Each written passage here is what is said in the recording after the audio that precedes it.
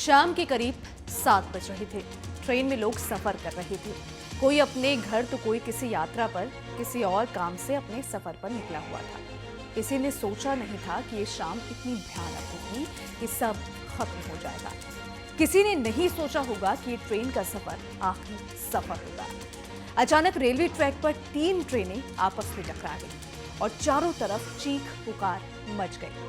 ओडिशा के बालासोर में हुए रेल हादसे को 2 दिन बीत चुके हैं। 2 दिनों से लगातार 24 घंटे घटनास्थल पर राहत बचाव कार्य चल रहा है। 2 दिनों के बाद ट्रेन की बोगियों में फंसे सारे शव निकाले जा चुके हैं। हादसे में 275 लोगों की मौत हुई, जबकि घायलों की संख्या 1100 से अधिक बताई गई है। अस्पतालों में लावारिस शवों के ढेर लगे हुए हैं। आलम यह है कि अस्पतालों के मुर्दाघरों में जगह नहीं बची है। शवों की संख्या को देखते हुए स्कूल और कोल्ड स्टोरेज को मुर्दाघर में तब्दील कर दिया गया है। दरअसल हादसे के बाद परिजन अपने अपने लोगों की तलाशों में अस्पताल और मुर्दाघरों के चक्कर लगा रहे हैं।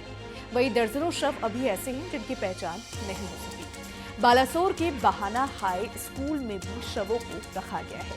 यहाँ जिन कक्षाओं में छात्र बैठा करते थे, उनमें शव रखे हुए हैं। जिन शवों को पहचान हो जा रही है, उन्हें उनके परिजनों को सौंपा जा रहा है।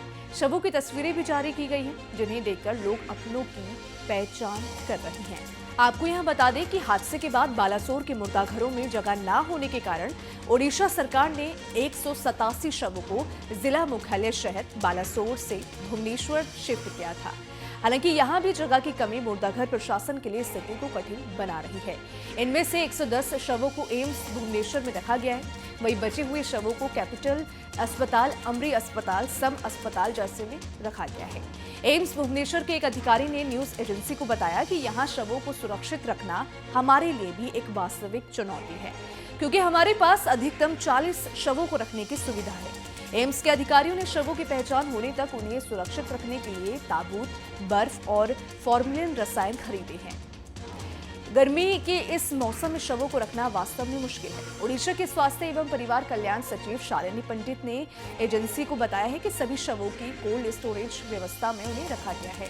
मुर्दाघरों की कमी की वजह से उन्हें यहाँ रखा गया है। ये स्वीकार करते हुए कि प्रशासन के लिए शवों की पहचान एक बड़ी चुनौती है, क्योंकि पीड़ित अलग अलग राज्यों से है।